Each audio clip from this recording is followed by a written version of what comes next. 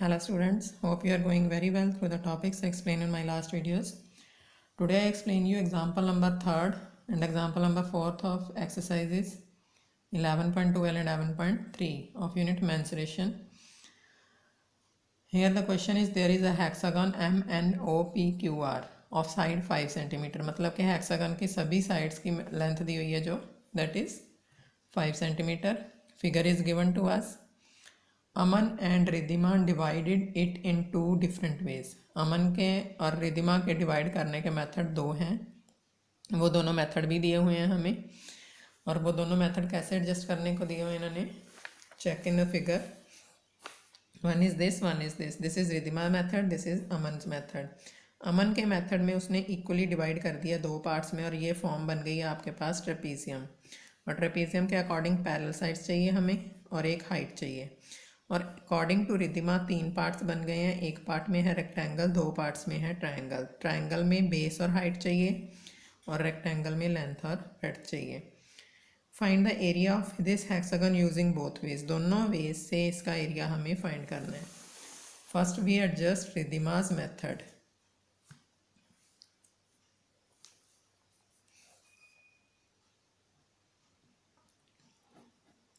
Example number 3rd on page number 177, रिद्धिमा's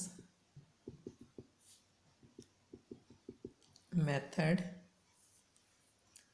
Riddhima के method में क्या है, ट्रायंगल है और रेक्टेंगल है। पहले तो हम लेंगे एरिया ऑफ ट्रायंगल, हमें चाहिए half of base into height. अब जो बेस है वो तो अपने पास गिवन है, फुल साइड देखो आर पी जो है 8 सेंटीमीटर दी हुई है, base is equal to 8 centimetre.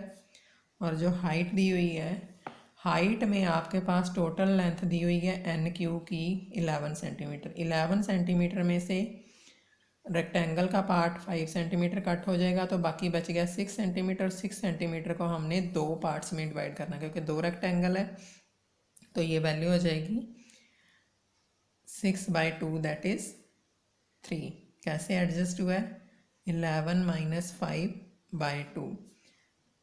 11 full side, 5 rectangle की साइड, डिवाइडेड बाय 2 कर दिया तो ये हो जाएगा 3 सेंटीमीटर। तो एरिया ऑफ ट्रायंगल क्या हो जाएगा, half of 8 × 3 that is 12 centimetre. अब लो area of rectangle. Area of rectangle length दी हुई है पूरी 8 सेंटीमीटर्स और ब्रेड्थ दी हुई है, ब्रेड्थ ऑफ रेक्टेंगल, सॉरी ये पहले लो, length of rectangle, breadth of rectangle that is 5 centimetre. अब हम एडजस्ट करेंगे area of rectangle, that is length into breadth, 8 × 5 40 centimetre. अब एरिया ऑफ रिद्धिमा's फिगर,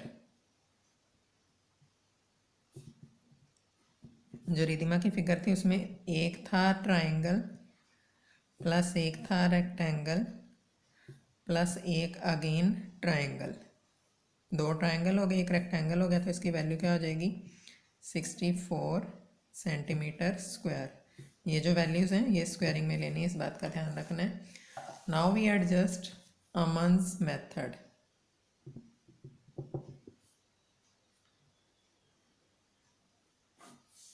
अमन के मेथड के क्या एडजस्ट करना है,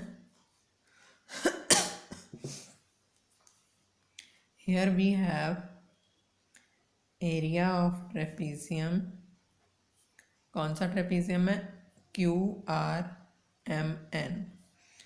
फॉर्मूला क्या है, half of height into sum of parallel sides. Height अब इसमें कैसे एडजस्ट करनी, h is equal to total जो साइड है दी हुई है अपने पास 8 सेंटीमीटर्स है, 8 को 2 इक्वल पार्ट्स में डिवाइड करेंगे तो हाइट हो गई 4 सेंटीमीटर। एंड पैरेलल साइड्स कौन कौन सी दी हुई हैं, एक दी हुई है 5 सेंटीमीटर MN और फुल MR और फुल साइड है NQ 11 सेंटीमीटर। तो ये वैल्यूज पुट करके एडजस्ट कर दो formula. Area of trapezium QRMN that is half of 4 into 5 plus 11, 2 into 16, 32, and area of figure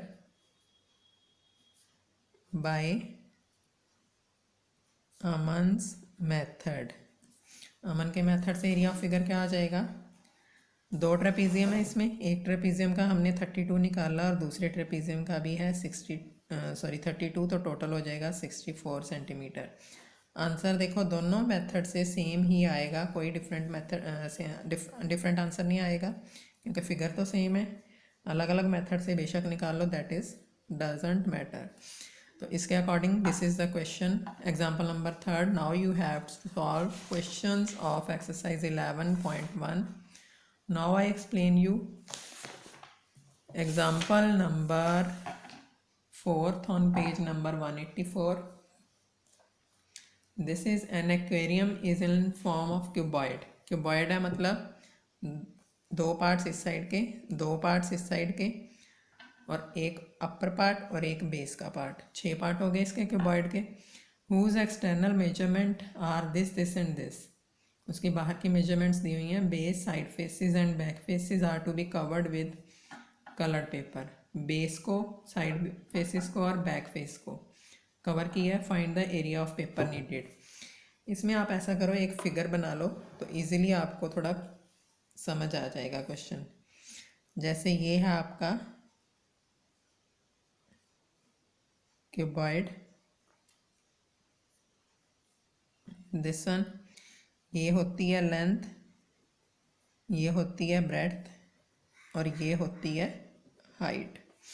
अब इसमें इन्होंने क्या कहा है कि एक तो बेस, ये बेस इसको कवर किया है, देन साइड फेसेस एक ये वाला और एक ये वाला, दोनों कवर किए हैं, और एक बैक फेस मीन्स ये जो पीछे बना हुआ है फेस, ये वाला, ये कवर किया है।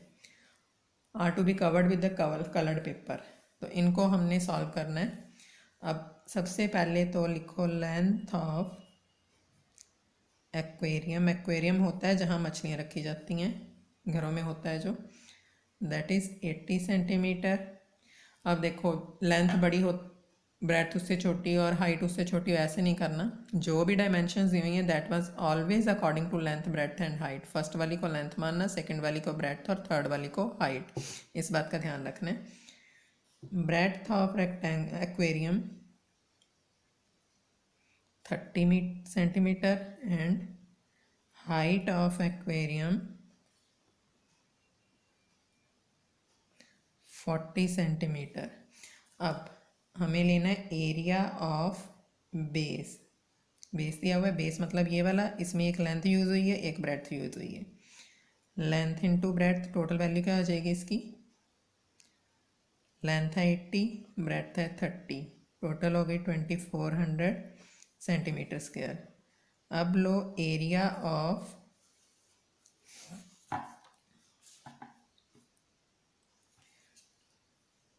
Side faces. दो साइड फेसेस हैं, साइड फेसेस तो 2 के साथ इसको मल्टीप्लाई करना है। साइड फेसेस में एक तो ब्रेड्थ यूज़ हुई है और एक यूज़ हुई है height. Breadth plus height, breadth multiplied by height 2BH। Multiply करना है, प्लस नहीं करना है, इस बात का ध्यान रखना है क्योंकि लेंथ इंटू ब्रेड्थ फॉर्मूला होता है ना रेक्टेंगल का। तो 2 टाइम है तो 2BH हो जाएगा, BH प्लस BH। तो इसकी वैल्यू हो जाएगी 2 मल्टीप्लाई बाय B है 30 मल्टीप्लाई बाय 40। तो इसकी वैल्यू क्या आ जाएगी, 2 3 ज़ार 12, 12 2 ज़ार 24 centimetre square 100। Area of back face, back face में एक है लेंथ और एक है हाइट। लेंथ मल्टीप्लाई बाय हाइट, ये हो जाएगी 80 multiply by 40, 3200 centimetre square. And now we have to adjust here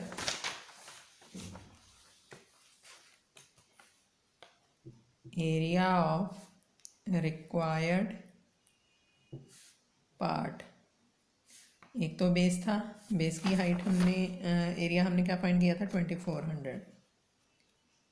2 back faces थे, 2 बैक फेसेस का एरिया भी हमने फाइंड किया था 2400, और एक था base back, sorry 2 side faces थे और एक था बैक फेस। तो इन सभी को ऐड कर देंगे तो ये आ जाएगा 4 4 8 and 2 10, 1 4 4 and 4 8 centimeter square. This is the answer of this question, and according to it you have to solve the questions of exercise 11.2 and 2 or 3 parts of 11.3 approximately. Till then, thank you.